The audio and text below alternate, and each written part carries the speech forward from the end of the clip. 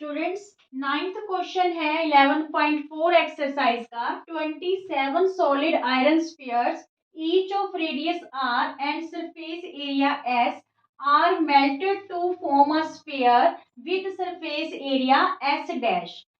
तो हमें यहाँ पे देखिए 27 सॉलिड आयरन स्फीयर्स थे जिन्हें मेल्ट करके एक जो है बड़ा स्फीयर बनाया गया है, ठीक है, जिसका सरफेस एरिया एस डैश है। ठीक है, तो हमें फाइंड क्या करना है, radius R dash of new sphere. जो 27 स्फीयर्स को मेल्ट करके न्यू स्फीयर बना है उसका हमने रेडियस फाइंड आउट करना है, जिसको उसने नाम दे दिया आर डैश। ठीक है, और रेशियो पता करनी है हमें एस एंड एस डैश की।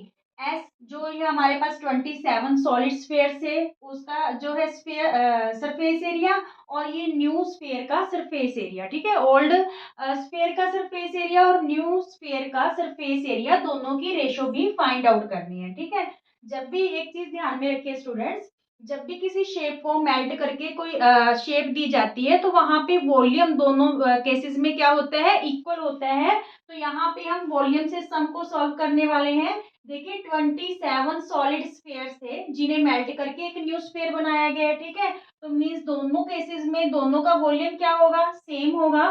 तो फिर हम इसे कैसे करें, देखिए वॉल्यूम ऑफ 27 स्फीयर्स किसके इक्वल होएगा, वॉल्यूम ऑफ न्यू स्फीयर के। ठीक है, वॉल्यूम ऑफ न्यू स्फीयर के। अब आपको वॉल्यूम का फॉर्मूला पता होना चाहिए, 27 है और वॉल्यूम का फॉर्मूला है 4/3 पाई आर क्यूब। ठीक है, ये एक स्फीयर का फॉर्मूला है क्योंकि हमने 27 स्फीयर्स को मेल्ट किया है, तो इनटू में क्या लगा दें 27। इधर देखिए जो वॉल्यूम ऑफ न्यू स्फीयर है 4/3 पाई, फॉर्मूला तो सेम ही रहेगा, पर यहाँ पे आर जो है न्यू स्फीयर की वो क्या है, आर डैश लेनी है। ठीक है, आर डैश। ठीक है, इसका क्यूब। अब देखिए 4/3 से 4/3 कैंसिल, पाई से पाई कैंसिल, तो यहाँ पे क्या लेफ्ट रहा, 27 R cube equal to R dash का क्यूब। क्लियर, इसको हम क्या लिख सकते हैं, 3r का क्यूब लिख सकते हैं। 3r को जब 3 टाइम्स मल्टीप्लाई करेंगे, यानी 27 के फैक्टर क्या हो गए हमारे पास, 3 3 जा 9, 9 3 जा 27। तो ये 3 का भी क्यूब बन रहा है और r का क्यूब ऑलरेडी था, तो इसको हमने क्या लिख लिया, 3r का क्यूब, और इधर r डैश का क्यूब। क्यूब से क्यूब हो गया कैंसल, तो जो रेडियस है न्यू स्फीयर का मींस r डैश, उसकी वैल्यू हमारे पास क्या आ गई, 3r आ गई। क्लियर, मींस ओल्ड स्फीयर के रेडियस से 3 टाइम्स है ये। ठीक है, न्यू जो स्फीयर है उसका रेडियस। अब हमने पता करनी है रेशो एस और एस डैश की।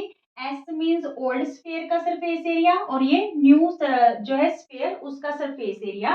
तो यहाँ पे देखिए surface area of old sphere equal to surface area of new sphere. यहाँ पे इक्वल मत डालो क्योंकि हमने रेशियो पता करनी है, पहले दोनों का फाइंड आउट कर लेते हैं फिर हम इसको डिवाइड कर देंगे। ठीक है, न्यू स्फीयर देखिए जो ओल्ड का है वो क्या रहेगा, 4 पाई r स्क्वायर।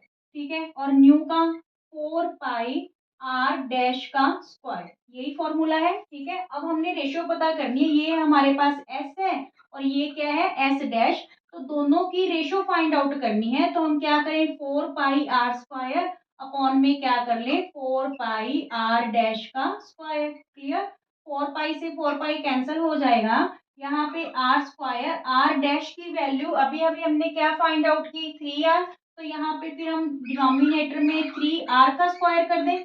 ठीक है, आर डैश की जगह हमने क्या पुट किया, 3r। ठीक है, तो यहाँ पे देखिए आर स्क्वायर, 3 3 जा 9r स्क्वायर हो गया, 3r को 3r से मल्टीप्लाई करेंगे क्योंकि स्क्वायर है। ठीक है, तो 9r स्क्वायर, स्क्वायर से आर स्क्वायर कैंसिल, क्या वैल्यू बची, 1/9। ठीक है, means S ratio S dash क्या आ गई, 1/9। ठीक है, रेशो में आंसर बताना है तो 1/9 हमारे पास इसका आंसर आ गया। Is it clear, okay.